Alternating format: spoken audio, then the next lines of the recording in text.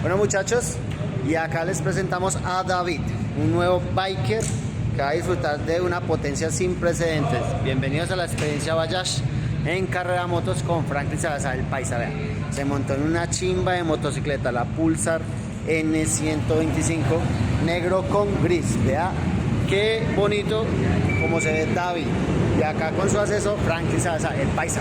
Vea qué chimba como va a salir David empoderado en su nueva motocicleta, la Pulsar N125. Vea qué chimba muchachos. Véalo, véalo, lo bonito, lo elegante. ¿Listo, viejo David?